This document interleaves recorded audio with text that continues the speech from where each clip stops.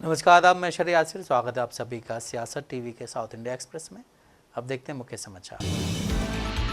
BRS के कार्यकारी अध्यक्ष और विधायक केटी रामाराव ने आज कहा कि पूरे तेलंगाना में मुझे एक भी व्यक्ति दिखाई दिए जो रेवंत रेड्डी सरकार के 15 महीने के शासन में खुश हो। जिन सरकारी कर्मचारियों के तनख्वाह में हमने बढ़ोतरी की थी वो सभी नाखुश हैं। 480 से ज्यादा किसान आत्महत्या कर चुके हैं। पूरे राज्य में सिर्फ निराशा ही है। वो जनता और राज्यपाल को गुमराह कर रहे हैं।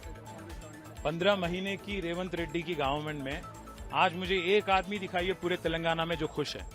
हमारे तेलंगाना के जो गवर्नमेंट एम्प्लॉइज है जिनको 73% हाइक मिला था पे में, वो सारे के सारे नाखुश है। साथ ही साथ अगर आप देखेंगे तेलंगाना के जो किसान हैं जिनको हमने पूरे अव्वल दर्जा पे बिठाया, पंजाब और हरियाणा को पार करते हुए पैडी प्रोडक्शन में नंबर वन स्थान पे हम लोग ले गए, वो भी आज 480 से ज्यादा किसान यहाँ पे खुदकुशी की है। तो आज अगर आप कहीं भी तेलंगाना में देखेंगे, I think there is only dismay, there is gloom, and unfortunately what we were hoping for in the governor's address did not come through because they have not only misled the people of Telangana and the media, but they have also misled the governor, His Excellency the Governor.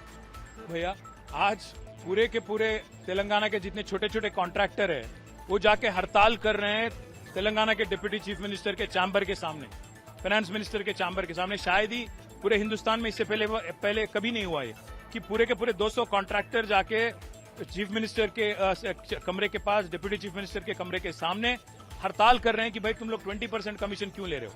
आज 20% commission मैं नहीं कह रहा हूं, कांग्रेस के MLA खुद कह रहे हैं कि 30%। वरिष्ठ पत्रकार रेवती और उनकी सहकर्मी तन्वी यादव को आज हैदराबाद में उनके आवास से पुलिस ने कथित तौर पर गिरफ्तार कर लिया। दोनों को सुबह करीब 5 बजे हिरासत में लिया गया क्योंकि उन्होंने अपने यूट्यूब चैनल और सोशल मीडिया प्लेटफॉर्म पर कांग्रेस शासन में अपनी कठिनाइयों के बारे में बात करने वाले किसान का वीडियो पोस्ट किया था। तड़के महिला पत्रकारों की गिरफ्तारी से आक्रोश फैल गया और बीआरएस नेताओं ने रेवंत रेड्डी सरकार की सत्तावादी रणनीति की निंदा की। बीआरएस के कार्यकारी अध्यक्ष केटी रामाराव ने सुबह सुबह की गई छापेमारी और गिरफ्तारी की निंदा करते हुए कहा है कि इससे कांग्रेस की इमरजेंसी के दौर की कार्रवाइयों की याद आ गई है। उन्होंने कहा है कि किसानों की तकलीफों के बारे में बात करने वाले एक किसान का वीडियो पोस्ट करने मात्र से पत्रकारों को गिरफ्तार करना तानाशाही शासन की प्रकाष्ठा है। राहुल गांधी जिस तथाकथित संवैधानिक शासन की बात करते हैं उसमें प्रेस की आजादी कहाँ है। उन्होंने सरकार से ऐसी दमनकारी कार्रवाइयों को तुरंत रोकने की मांग की है।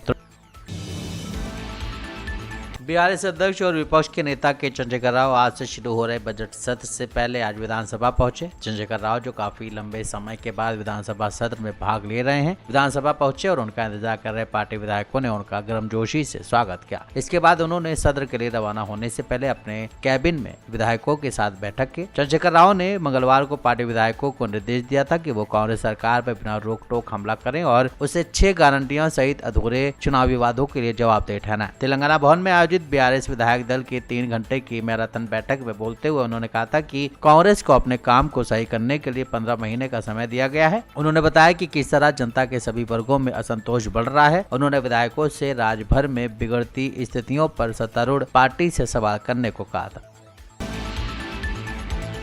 भाजपा विधायक दल ने कांग्रेस सरकार पर पिछले वित्तीय वर्ष में बड़ी घोषणाएं करने के बावजूद प्रमुख क्षेत्रों में बजटीय आवंटन का सम्मान करने में विफल रहने का आरोप लगाया। पार्टी ने कहा है कि वो आज से शुरू हो रहे बजट सत्र के दौरान इन खामियों को उजागर करेगी। भाजपा की उपनेता पायल शंकर ने सरकार की अपनी प्रमुख आवास योजना को लागू करने में विफलता की आलोचना की। उन्होंने कहा कि सरकार ने हर विधानसभा क्षेत्र में गरीबों के लिए 3,500 घरों के निर्माण की घोषणा की। आवास क्षेत्र के लिए 23,000 करोड़ रुपए आवंटित किए, फिर भी पूरे वित्तीय वर्ष में एक भी घर नहीं बनाया गया। उन्होंने किसानों के लिए फसल बीमा लागू करने में कांग्रेस सरकार की देरी की ओर इशारा किया। उन्होंने कहा बीमा योजनाओं से बाहर रखे गए किसानों की दुर्दशा को भाजपा द्वारा उजागर करने के बाद मुख्यमंत्री ने आश्वासन दिया कि राज्य केंद्र की फसल बीमा योजना के तहत प्रीमियम को कवर करेगा। हालांकि कोई निर्णय नहीं लिया गया है और पानी की कमी की वजह से हजारों एकड़ फसलें सूख गई हैं। भाजपा इस मुद्दे को उठाएगी और प्रभावित किसानों के लिए मुआवजे की भी मांग करेगी। उन्होंने ये भी दावा किया है कि विवादास्पद जियो 317 पर सरकार की निष्क्रियता से ने कर्मचारियों और शिक्षकों को बुरी तरह प्रभावित किया है। उन्होंने कहा रेवंत रेड्डी ने विधानसभा में आश्वासन दिया था कि इस मुद्दे को संबोधित किया जाएगा, लेकिन कोई प्रगति नहीं हुई है।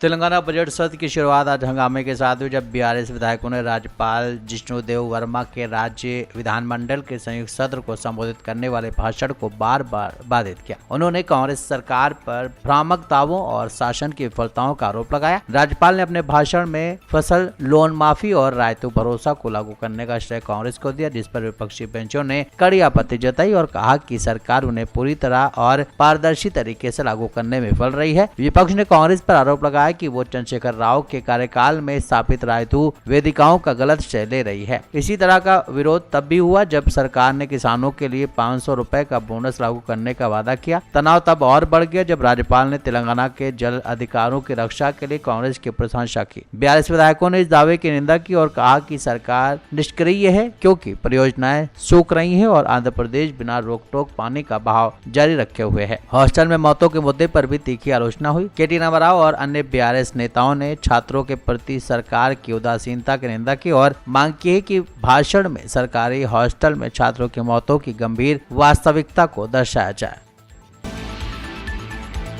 तेलंगाना में श्रीशैलम लेफ्ट बैंक कैनाल परियोजना की आंशिक रूप से ध्वस्त सुरंग में फंसे 7 लोगों की तलाश जारी है। हादसे को 19 दिन हो गए हैं। एसएलबीसी परियोजना सुरंग में 22 फरवरी को हुए हादसे में इंजीनियर और मजदूर समेत कुल 8 लोग फंस गए थे। एनडीआरएफ, भारतीय सेना, नौसेना तथा अन्य एजेंसियों के विशेषज्ञ उन्हें निकालने के लिए लगातार प्रयास कर रहे हैं। एक रिपोर्ट के मुताबिक आधिकारिक सूत्रों ने बताया कि फंसे हुए लोगों तक पहुँचने के लिए एक नए प्रयास के तहत एनडीआरएफ, सरकारी खनन कंपनी सिंगेरनी कोलेरीज, खनिकों और अन्य एजेंसियों के कर्मी आज सुबह उपकरण लेकर सुरंग में घुसे। हैदराबाद की रोबोटिक कंपनी की एक टीम ने मंगलवार सुबह एआई आधारित कैमरे से लैस एक रोबोट के साथ सुरंग में प्रवेश किया। इसके अलावा 110 बचाव कर्मी भी तैनात किए गए हैं। बचाव कर्मियों के वास्ते जोखिम को कम करने के लिए तेलंगाना सरकार ने रोबोट के उपयोग को बढ़ाने का निर्णय लिया है। हालांकि सुरंग के अंदर पानी और कीचड़ होने की वजह से बड़ी चुनौती पेश आ रही है। मुख्यमंत्री रेवंत रेड्डी ने बचाव अभियान का नेतृत्व कर रहे अधिकारियों को सुझाव दिया कि यदि जरूरी हो तो सुरंग के अंदर रोबोट का उपयोग किया जाए ताकि बचाव कर्मियों को किसी भी खतरे से बचाया जा सके। उन्होंने 2 मार्च को सुरंग का दौरा भी किया था।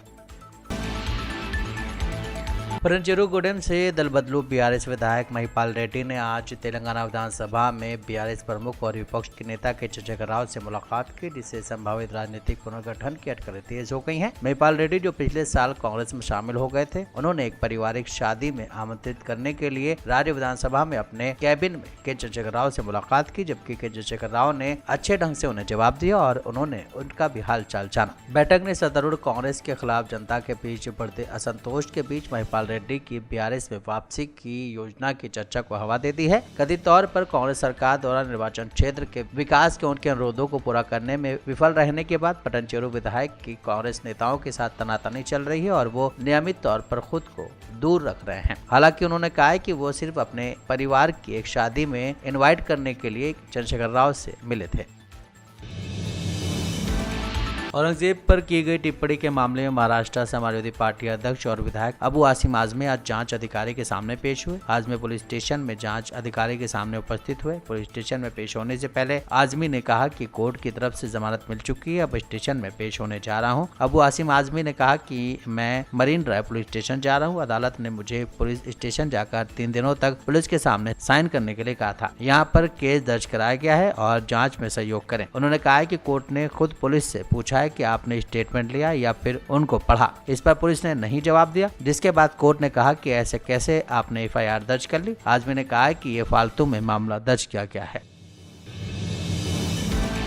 कन्नड़ एक्ट्रेस रानिया राव पिछले दिनों बेंगलुरु के इंटरनेशनल एयरपोर्ट से सोने की तस्करी के मामले में गिरफ्तार की गई थी। एक्ट्रेस के पास से पुलिस ने 14.8 किलोग्राम सोना बरामद किया था। 3 मार्च को जब दुबई से एमिरेट्स की फ्लाइट लेकर रानिया बेंगलुरु पहुंची तो उनकी तलाशी ली गई, जहां उन्हें गिरफ्तार किया गया था। इस मामले में हर रोज नए खुलासे हो रहे हैं। यही वजह है कि मामले में सीबीआई ने जाँच तेज कर दी है। जाँच के दौरान सीबीआई अधिकारी रानिया के उस होटल में पहुंचे जहाँ रानिया की शादी हुई थी। सीबीआई रानिया राव की शादी की फुटेज और मेहमानों की लिस्ट को बारीकी से चेक कर रही है, जिससे उन लोगों की पहचान की जा सके जो शादी में शामिल हुए थे और रानिया को महंगे गिफ्ट दिए थे। सोना तस्करी मामले में जांच टीम को शक है कि अकेले रानिया ही नहीं बल्कि कई बड़े लोग शामिल हैं। आने वाले समय में कई हाई प्रोफाइल वाले नाम सामने आने की उम्मीद है। पूरे मामले को लीड सीबीआई की दिल्ली टीम कर रही है। सीबीआई ने कन्नड़ एक्ट्रेस रानिया राव से जुड़े सोने की तस्करी मामले में बेंगलुरु एयरपोर्ट पर तैनात 4 प्रोटोकॉल अधिकारियों को भी नोटिस जारी किया है। इन अधिकारियों को राज्य सरकार की तरफ से अपॉइंट किया गया था। सूत्रों की माने तो सीबीआई ने इन अधिकारियों से भी पूछताछ की है। अधिकारी इस बात की जांच में जुटे हुए हैं कि कहीं एयरपोर्ट का कोई अधिकारी इस पूरी तस्करी में शामिल तो नहीं है, जो रानिया और उनके जैसे कई और लोगों की मदद कर रहा है।